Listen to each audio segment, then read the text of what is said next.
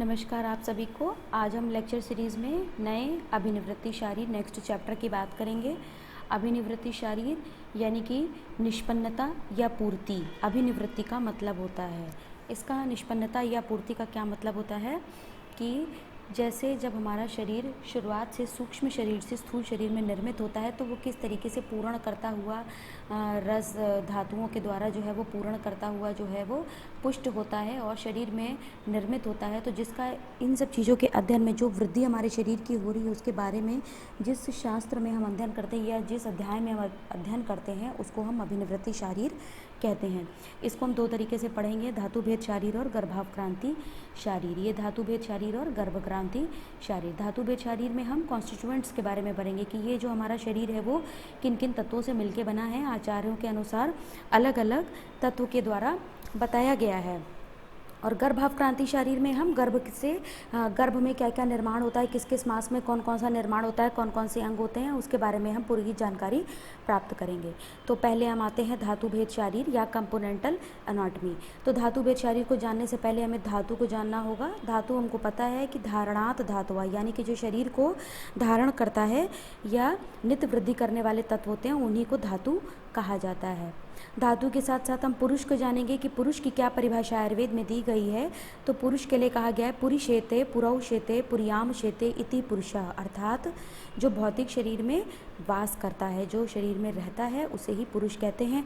अब इस पुरुष को बहुत तरीके से बताया गया है, सिर्फ शुद्ध आत्मा भी कहा गया है और तत्वों से निर्मित शरीर भी कहा गया है। तो यहाँ पर हम दो प्रकार का पहले देख लेते हैं, शुद्ध पुरुष और कर्म पुरुष। शुद्ध पुरुष को सिर्फ एक धातु से बताया गया यानी कि चेतना धातु अप्य का एक धातु से बताया गया और वो है चेतना धातु। यह चरक के अनुसार बताया गया है, इसी को शुद्ध पुरुष कहते हैं। अब आते हैं कर्म पुरुष क्या होता है।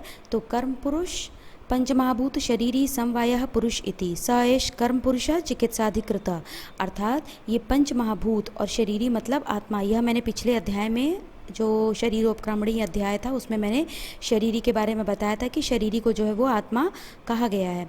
तो पंचमहाभूत और आत्मा से मिलकर जो समवाय संबंध से शरीर में रहता है उसी को पुरुष कहते हैं और यह कर्म पुरुष कहलाता है। और कर्म पुरुष ही चिकित्सा अधिकृत होता है यानी कि चिकित्सा करने के लिए उपयुक्त बताया गया है। अब इसके बाद हम देख लेते हैं कि और आचार्यों के अनुसार पुरुष के बारे में क्या क्या संगठन या उसके तत्वों के बारे में बताया गया है। तो धातु भेद से पुरुष का संगठन, तो इसमें पहला एक धात्वात्मक मैंने बता दिया है कि चेतना के आधार पे केवल एक धात्वात्मक बताया गया है। दूसरा आता है द्विधात्वात्मक यानी कि दो धातुओं का बना हुआ। दो धातुओं में दो प्रकार से बताया गया है, एक अग्नि सोम भेद से और दूसरा छिद्र छिद्रज्ञ भेद से।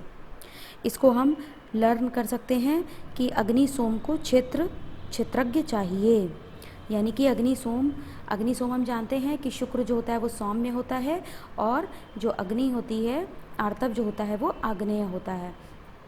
तो शुक्र को सौम्य और आर्तव को आग्नेय बताया गया जिसके आधार पर हम अग्नि सोमात्मक बता सकते हैं। उसके बाद क्षेत्र क्षेत्रज्ञ भेद से, क्षेत्र क्षेत्रज्ञ भेद से हम समझ रहे हैं कि क्षेत्र मतलब ये हमारा शरीर जो जगह हो गई और क्षेत्रज्ञ यानी कि आत्मा। तो जिस शरीर में यह आत्मा निवास करती है यानी कि ये पूरा शरीर एक पार्ट हो गया और दूसरा क्षेत्रज्ञ हो गया। तो इस प्रकार से द्विधात्मक यानी कि दो प्रकार से बना होता है। त्रिधात्वात्मक यानी कि तीन प्रकार से बताया गया है। इसमें त्रिदंड में, त्रिदोष में और त्रिधातु त्रिगुण के हिसाब से बताया गया है। तो त्रिदंडात्मक हम चरक सूत्र पहले ही अध्याय में पढ़ते हैं कि सत्वात्मा शरीरम च त्रयमित त्रिदंडवत, यानी कि जिस प्रकार से किसी तिपाई पर, किसी स्टूल पे, कोई तीन पहिए वाले स्टूल पे, त्रिपादिका पे जिस प्रकार से तीन दंड लगे रहते हैं और उस पर ही वो आधारित होता है, उसी प्रकार से यह लोक भी सत्व आत्मा शरीर इन तीन दंडों के द्वारा बना होता है। इनके संयोग से ही यह लोक अर्थात जीवात्मा युक्त शरीर बनता है। तो इस प्रकार से त्रिदंडात्मक त्रिधात्वात्मक पुरुष बताया गया है। नेक्स्ट आते हैं त्रिगुणात्मक। त्रिगुण में हम जानते हैं सत्व रज तम, इसके आधार पर बताया गया है। उसके बाद अगला आता है त्रिदोषात्मक। दोष भी हम जानते हैं वात पित्त कफ, उसके आधार पर भी ये बताया गया है। ये सब अलग अलग आचार्यों के मत है। कोई आचार्य कहते हैं कि यह त्रिदोष से ही बना है, कोई आचार्य कहते हैं कि ये त्रिदंड से बना है। तो सबके अपने अपने मत हैं। अच्छा, त्रिदोष में खास बात है कि जब यह प्राकृतावस्था में रहता है तब शरीर को धारण करता है, तो इसीलिए त्रिधात्वात्मक कहा गया है। अब आते हैं पंचधात्वात्मक। पंचधात्वात्मक महाभूतानि खम वायु अग्नि आपा क्षितिज तथा, यानी कि खम यानी आकाश, आकाश वायु अग्नि जल और पृथ्वी। आपा मीन्स जल और क्षिति मीन्स पृथ्वी। तो इन पंच महाभूतों के द्वारा जो है वो पुरुष की उत्पत्ति बताई गई है। षड धात्वात्मक में आते हैं। षड धात्वात्मक में बताया गया है, इसमें षड धात्वात्मक में पंच महाभूत शरीरी समवाया। शरीरी हम बता चुके हैं, आत्मा के बारे में कहा गया है। तो पंच महाभूत आत्मा से मिलकर यह षड धात्वात्मक पुरुष भी बन जाता है, जिसको कर्म पुरुष भी कहते हैं और चिकित्सकीय पुरुष भी कहते हैं। अब उसके बाद दूसरा आता है ख आदयत चेतना षष्ठा धातवः पुरुषः स्मृतः। यह ख आदया मतलब आकाश वायु अग्नि जल पृथ्वी, या खम वायु अग्नि आपा क्षिति, दोनों तरीके से बता सकते हैं। यहाँ पर भी पंच महाभूत और चेतना यह षड धातुज बताया गया है। तो षड धातुज में पंच महाभूत और चेतना के अलावा तीसरा बताया गया है पित्रज मात्रज रसज आत्मज सत्वज और सात्म्यज बताया गया, यानी कि माता पिता आत्मा सात्म्य रस और सत्वज, इनसे शरीर का निर्माण या पुरुष का निर्माण बताया गया। इसको षड धातुआत्मक पुरुष कहते हैं। इसका कोड लिख सकते हैं मा पिया सारस, मा पिया सारस, माँ से मात्रज, पी से पित्रज, आ से आत्मज और सारस में सात्मज रसज और सत्वज। अब इसके बाद आते हैं सप्त धातुआत्मक। तो सप्त धातुआत्मक के बारे में कहा गया है कि जो 7 धातुएं होती हैं उन्हीं के द्वारा सप्त धातु पुरुष निर्माण होता है। रस श्रृंग मांस मेदो अस्थि मज्जा शुक्राणी। उसके बाद अगला आते हैं 12 धातुआत्मक यानी द्वादश धातुआत्मक। बहुत इंपॉर्टेंट है, ये पीजी पॉइंट ऑफ व्यू से भी बहुत इंपॉर्टेंट है। इसमें यह श्लोक देख के इसका रेफरेंस भी पूछा जा सकता है कि यह श्लोक किसने बताया है, और ये श्लोक देख के ये भी पूछा जा सकता है कि इससे कितने धातुज पुरुष का वर्णन किया गया है, या ये द्वादश धातुआत्मक देख के पूछा जा सकता है कि इसमें कौन कौन से तत्व होंगे। तो आत्मेंद्रिय मनोअर्थानाम, यानी कि आत्मा हो गई। इंद्रियों में हम देख लेते हैं पंच ज्ञानेंद्रियाँ। ठीक है, पंच ज्ञानेंद्रियों में कौन कौन सी होती हैं? श्रोत्र, त्वचा, चक्षु यानी आँख, जिह्वा और घ्राण यानी नाक। ठीक है, तो इस प्रकार से ये पंच ज्ञानेंद्रियाँ। मनोअर्थानाम यानी कि एक मन, और अर्थ यानी कि 5 अर्थ, शब्द स्पर्श रूप रस गंध। तो इस प्रकार से मन, आत्मा, पंच ज्ञानेंद्रियाँ और 5 अर्थ, यह मिलके 12 धातुआत्मक पुरुष का निर्माण करते हैं। उसके बाद आते हैं 13 बहुत आसान है, बस ये श्लोक याद कर लें, उसी से लर्न हो जाएगा। दोष धातु मल मूलम ही शरीरम, यानी शरीर का जो मूल है इन दोष धातु मल 13 तत्वों को बताया है। दोष 3 वात पित्त कफ, धातु 7 रस रक्त मांस में अस्थि मज्जा शुक्र, और मल यानी कि मूत्र पुरुष स्वेद। तो इस तरीके से 3 दोष 7 धातु और 3 मल मिलके 13 तत्वों को त्रयोदश धातुआत्मक पुरुष बताते हैं।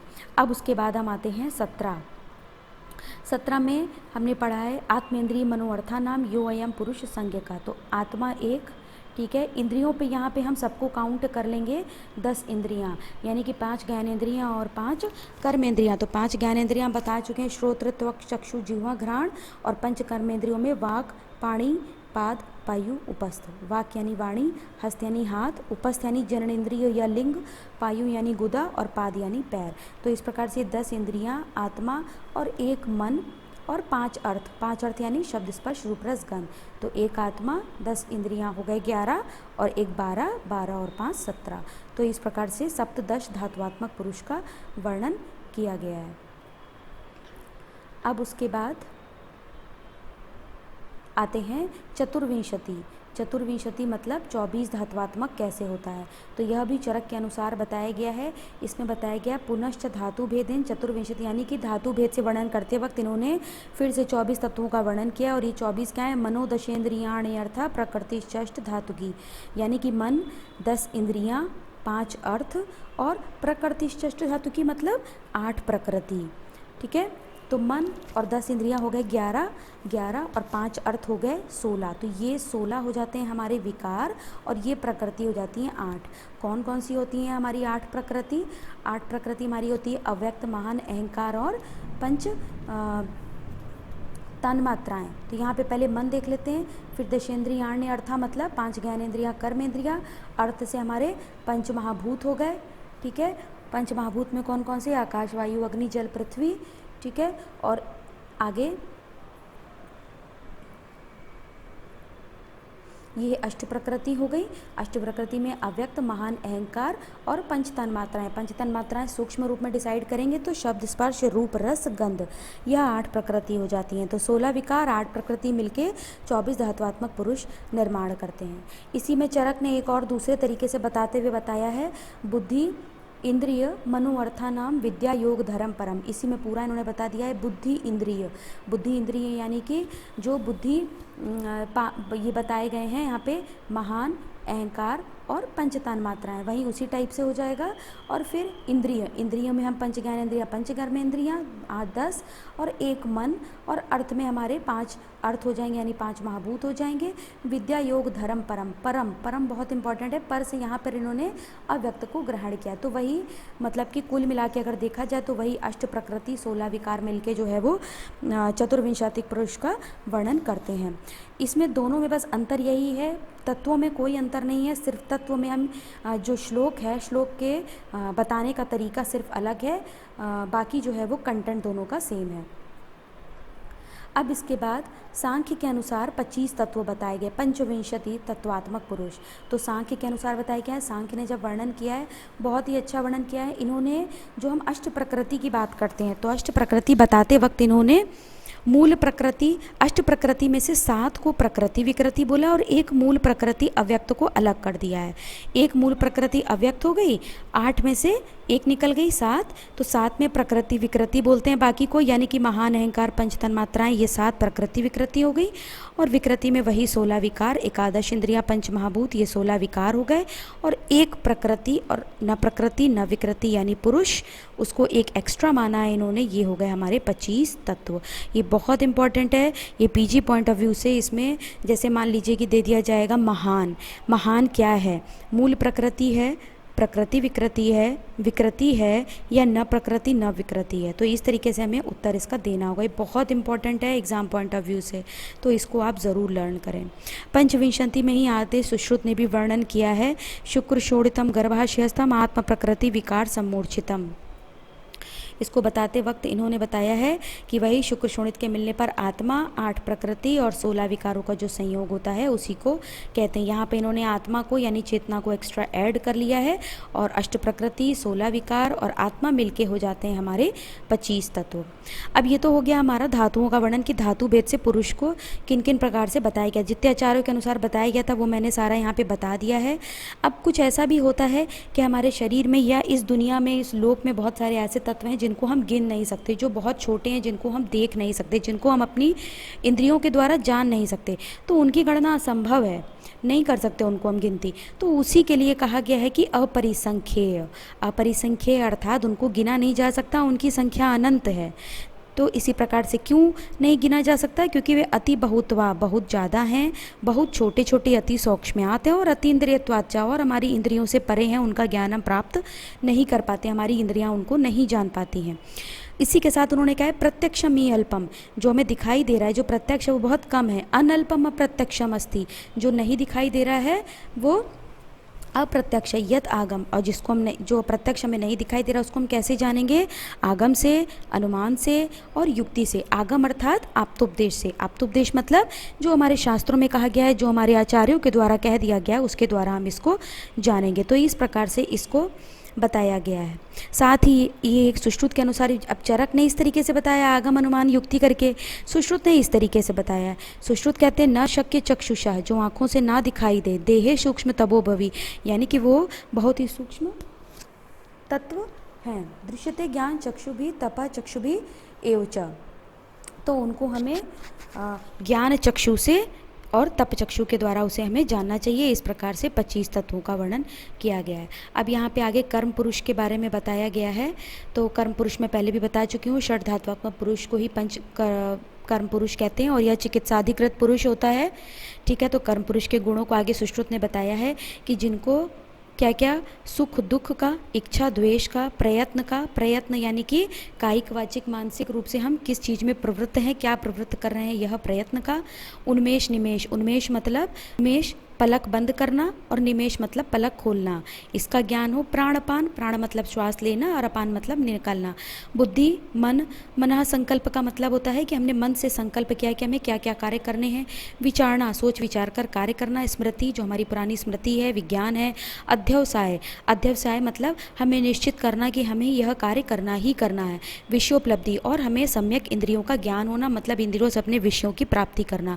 ये सारे गुण ही कर्म पुरुष के गुण बताए गए हैं। तो ये 16 गुण होते हैं और ये सारे इंपॉर्टेंट हैं पीजी पॉइंट ऑफ व्यू से भी और आपका सब्जेक्टिव जो होम एग्जामिनेशन होता है उसके पॉइंट ऑफ व्यू से भी।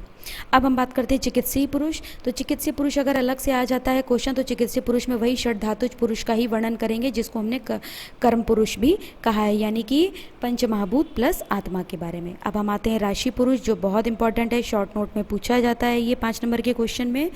राशि पुरुष वही हमारा जो हमने 24 तत्वों वाला चतुर्विंशति पुरुष बताया है उसी को बताएंगे। देखिए यहाँ पर दिया गया है चतुर्विंशति को हेय राशि पुरुष संज्ञक है, यानी कि 8 प्रकृति और 16 विकार को ही चतुर्विंशति पुरुष या राशि पुरुष कहा जाता है।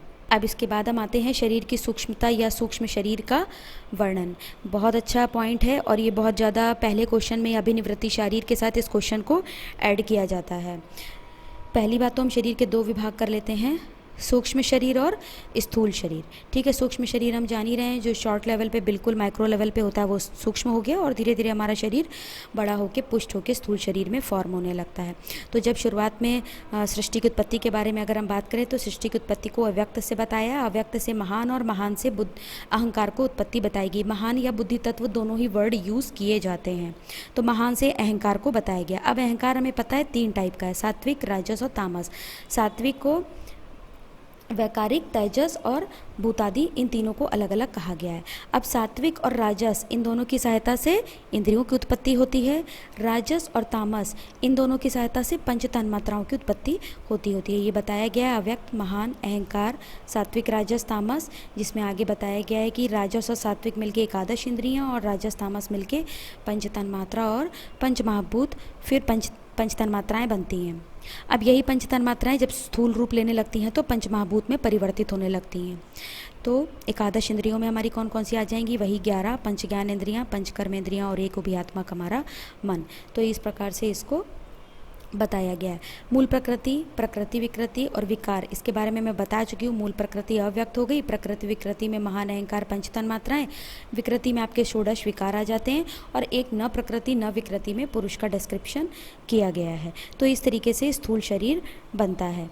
अब हम आते हैं, यहाँ पे कई बार क्वेश्चन पूछा जाता है एग्ज़ाम में, ये ज़्यादातर होम एग्जामिनेशन मतलब जो हमारे बीएमएस के एग्जामिनेशन होते हैं उसमें ज़्यादा पूछा जाता है कि शरीर की पंचभौतिकता सिद्ध करिए, शरीर की त्रिगुणात्मकता सिद्ध करिए या त्रिदोषात्मकता सिद्ध करिए। तो कुछ नहीं, बहुत आसान है, ये देखने में बहुत टफ लगता है पर है बहुत आसान। इसमें आपको कुछ नहीं करना है। इसमें जो पंचभौतिक तत्व दिए हैं, जो त्रिगुण है हमारे सत्वरजतम, जो हमारे दोष हैं वात पित्त कफ, जो हमारी धातुएं हैं रस रक्त मांस मेद अस्थि मज्जा शुक्र, और जो हमारा पंच महाभूत है आकाश वायु अग्नि जल पृथ्वी, इन सबका आपस में आपको सामंजस्य से देखना है।